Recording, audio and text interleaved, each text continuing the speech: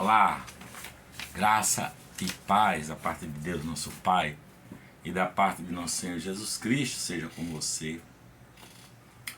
Você já ouviu falar no livro de Jó, né? Você conhece a história de Jó?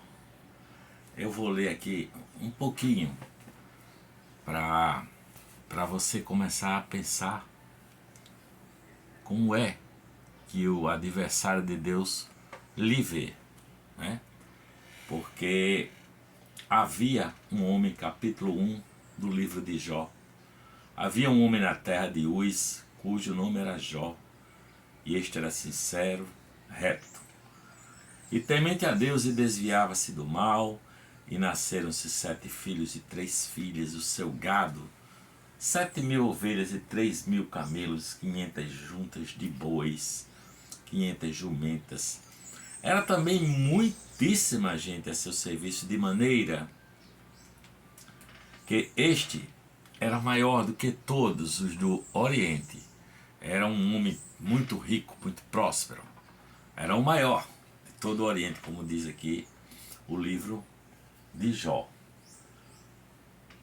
E seus filhos iam fazer banquetes em cada casa, em casa de cada um no seu dia, e enviavam e convidavam as suas 3 irmãs a comer e beberem com ele. Sucedia, pois, que, tendo decorrido o turno de dias de seus banquetes, enviava Jó e os santificava, e se levantava de madrugada, oferecia holocausto segundo o número de todos eles, dizendo Jó: porventura pecaram meus filhos e blasfemaram de Deus no seu coração? Assim, Jó fazia isso continuamente. E vinha um dia em que os filhos de Deus vieram apresentar-se perante o Senhor. Veio entre eles Satanás. Veio entre eles Satanás. Então o Senhor disse a Satanás: de onde vens? Satanás respondeu: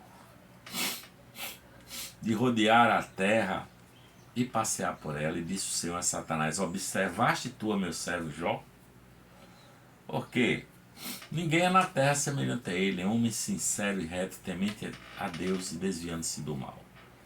Então respondeu Satanás ao Senhor e disse: porventura teme Jó a Deus em vão? Porventura tu não o cercaste de bens, ele é tua casa, e a tudo quanto tem? E a tudo quanto tem? A obra das suas mãos abençoaste, e o seu gado está aumentando na terra. Mas estende a tua mão e toca em tudo quanto ele tem, e verás se não blasfema de ti na tua face. E disse o Senhor a Satanás: eis que tudo quanto tem está na tua mão, somente contra ele não estendes a tua mão. E saiu Satanás da presença do Senhor.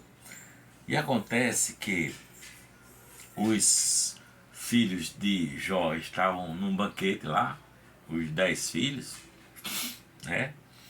E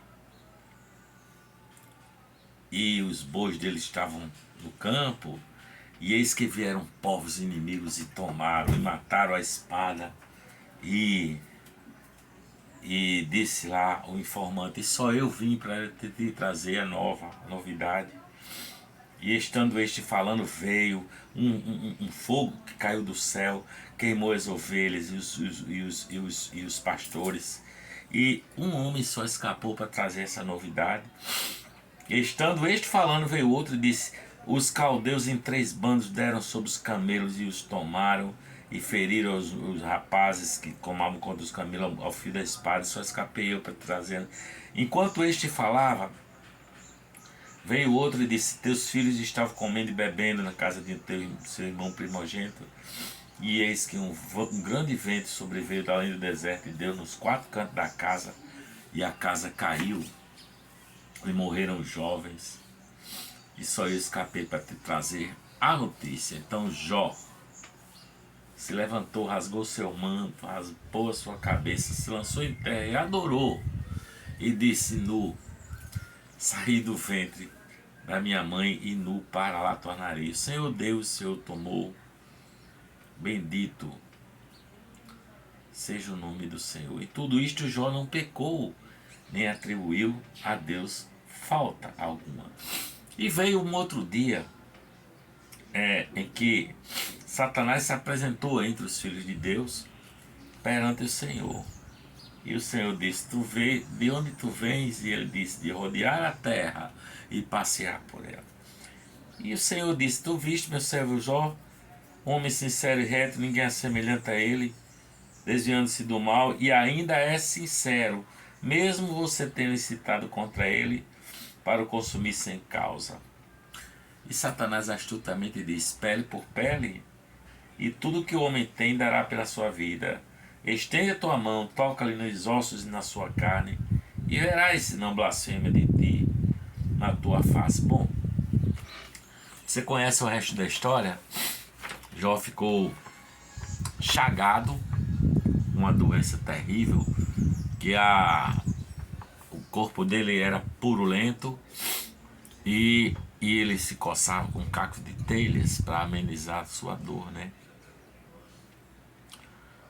Veja como a nossa luta é contra seres espirituais da maldade, hostes celestiais do mal, Satanás e os seus anjos caídos, seus demônios, porque o Senhor diz a ele que Jó, olha, você está passeando pela terra, mas a terra não é só escuridão. Tem lá o meu servo Jó, que era um homem de Deus, né? Tinha uma família numerosa, tinha muitas riquezas, tinha um número grande de servos e muito animal, de tal maneira que era... Desculpa. De tal maneira que era um homem próspero, né?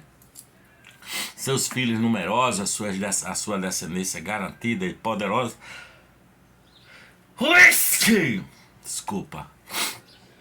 E poderosa, né? E próspera. A prosperidade de Jó, no entanto, assim como aqui neste planeta tem, neste presente época, tem muita gente que põe a sua vida, a sua glória.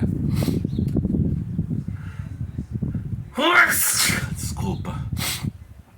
Na incerteza das riquezas, né?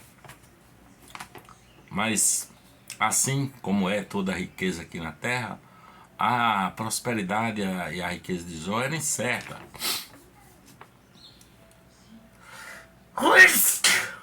Desculpa.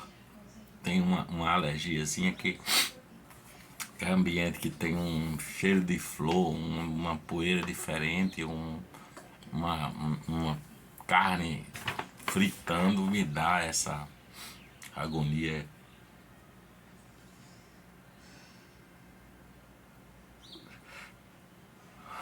E essa espirradeira, né? Então toda a riqueza deste mundo, é efêmera, né? A gente não sabe o que é que acontece além da nossa visão, além das nuvens, no reino dos céus, né? Na cidade celestial. No caso do livro de Jó, havia lá uma assembleia em que o diabo estava numa disputa com Deus. Deus querendo dizer que na terra tinha luz, citando Jó, e o diabo botando dúvida, né? Querendo dizer que não, ele só é assim porque tu o enchestes de bens, botando dúvida.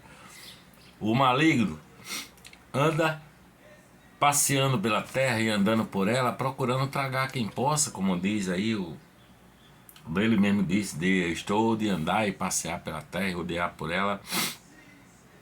Mas Deus lembrou a ele de que havia um coração que era luz no meio dessas trevas por onde ele andava, que era o coração de Jó, íntegro, sincero, reto, temente a Deus e desviando-se do mal, não é? Mas o diabo disse, se tocar na riqueza dele, depois se tocar na pele dele, e foi-se a riqueza, e foram-se os filhos, e foi todo o gado e todos os seus servos morreram. E posteriormente A doença se abateu, não é, sobre Jó de uma forma terrível, ele ficou chagado daquele jeito. Permitiu tocar ele, teve que se coçar com cacos de telha, ele foi desprezado por todos, até a própria mulher disse: homem, tu é maluco, ainda estás sincero a teu Deus, amaldiçoa esse teu Deus e morre, teu Deus esqueceu de ti, né? Porque a riqueza desse mundo mudam ou passam, né? Pode virar fumaça, pode virar um pavio fumegante, toda a glória, toda a riqueza que alguém deposita como confiança, né, de coisa de valor aqui na terra, né? As riquezas desse mundo mudam. Então que o seu tesouro esteja nas coisas que são do alto. Que o seu tesouro seja onde não a ferrugem e a traça não come, nem o ladrão não consegue roubar, né? Porque a alegria que Deus dá, por exemplo, pode ser esse tesouro, né? A alegria que Deus dá é um tesouro que ninguém tira, ninguém pode tirar, né? Lembra-se da palavra de Deus para Satanás: tu consideraste o meu servo Jó, percebeste o meu servo Jó, porque Satanás, ele preferiu reinar no inferno da miséria, entendeu? Do que seguir com Deus no céu. Então o papel dele é trazer tantos quantos ele possa para essa miséria, para essa tristeza, para esse inferno. E isso ele põe em dúvida, né, na integridade daqueles que são de Deus, dos que são chamados pelo decreto de Deus, né? Mas essa é a graça que nos sustenta, né? A graça nos sustenta, a graça de Deus, né? Sendo fiel a Deus, Jó foi fiel a Deus até naquele tempo terrível das adversidades, né? Portanto, seja alegre, seja cheio de graça, seja cheio de gratidão no coração, sabe? Porque nós somos eleitos nele, em Cristo Jesus, antes da fundação do mundo. Embora somos também pecadores, né? Todo pecador foi eleito antes da fundação do mundo para ser santo, para ser filho dele, né? Satanás quer nos derrotar. Se você é servo fiel e generoso, se tornou uma pessoa generosa, fiel, amorosa, verdadeira, Satanás lutará duramente como fez contra Jó, né? Porque ele acha que quem é luz nesse mundo, quem anda com a graça e a paz de Deus no coração, é um obstáculo ao seu reinado de trevas, né? Ele quer apagar as luzes, ele tem o domínio das trevas e ele acha que pode apagar as luzes, né?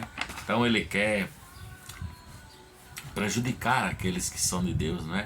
Ele sabe que eles não podem, ele não pode nos destruir, né? Ele sabe disso, ele não pode destruir. Então ele fica lançando possibilidades da pessoa negar a paz, negar o amor, não é? A semente de Deus, a semente de Deus é essa que foi escolhida pelo amor de Deus, né? Esse dá bom fruto. A palavra diz que pelos seus frutos os conhecereis. Assim como a árvore má dá mau fruto, e pelo fruto mau da árvore má você conhecerá, não é? Mas ele não pode destruir o povo feliz de Deus. Satanás não pode destruir, não é?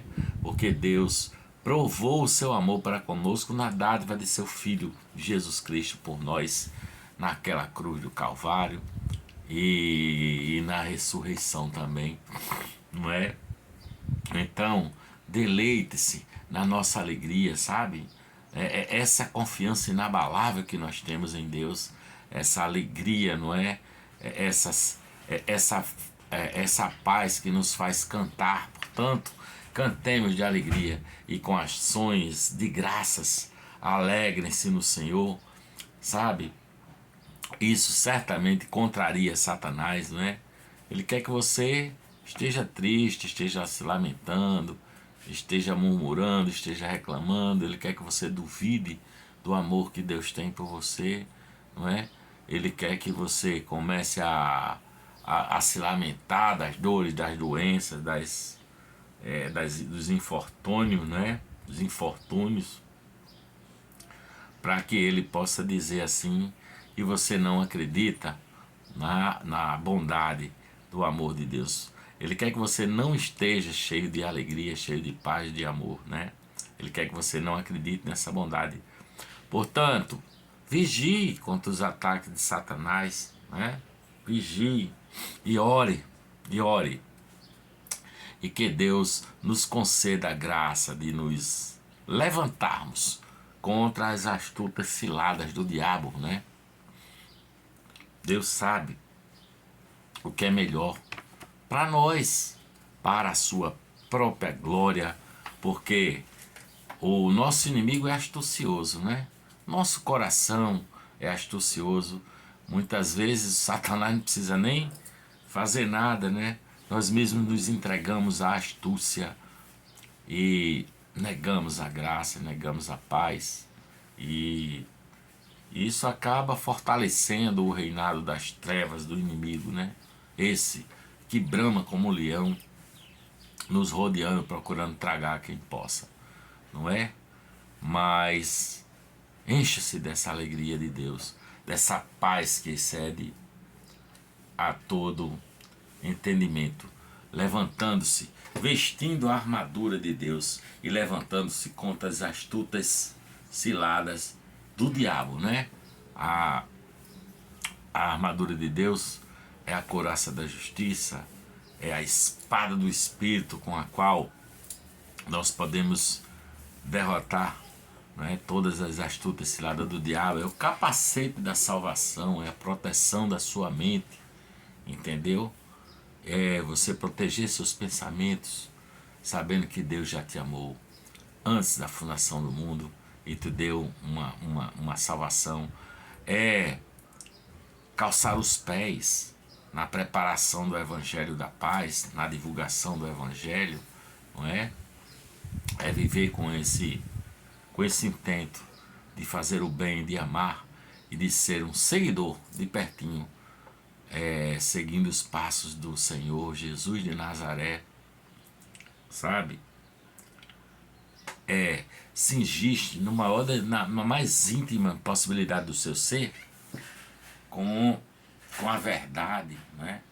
Com a couraça da verdade, com as roupas da justiça e, sobretudo, vencer o mal através de adquirir e tomar posse da palavra do Senhor, tendo um coração cheio de gratidão, né? Cheio de graça, porque nós já passamos da morte para a vida por meio daquele que nos amou e nos garantiu uma entrada gratuita no coração de Deus, no paraíso eterno, para que possamos viver eternamente e desde agora, ter essa convicção, né? Ter essa convicção de que já passamos da morte para a vida, que já saímos do reino das trevas para o reino da sua luz, que já o Senhor venceu por nós, portanto, nós com Ele vencemos, e podemos dizer assim hoje em dia: vivo não mais eu, mas Cristo vive em mim, e a vida que vivo agora na carne, vivo pela fé no Filho de Deus, o qual me amou e a si mesmo se entregou por mim em oferta e sacrifício a Deus e em cheiro suave. E aí o diabo não tem o que fazer. Ele pula para um lado, ele pula para o outro, ele tem a astúcia de um lado e ele fica sem entender nada. Como é que esse rapaz, que essa pessoa, esta mulher pode ser fiel assim a Deus mesmo diante das aflições dessa vida? Como é que ele mantém esse bom ânimo? E ele fica tentando, mas ele já está derrotado. O Senhor Jesus o derrotou, o expôs publicamente quando saiu vivo de dentro da sepultura, não é? Para poder bradar: onde está tu, ó diabo, cadê o teu poder? Teu poder é a morte, mas eu venci o mundo, eu venci a morte, e venceram todos os que nele creem, os que esperam nele, a salvação e a vida eterna. Essas são as palavras que tenho para você hoje. Espero que,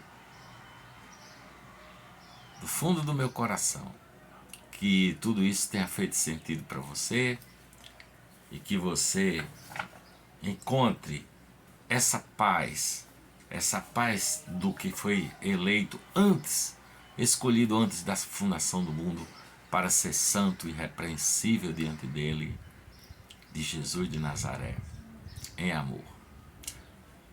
Beijo, e por aqui eu vou dizendo amém.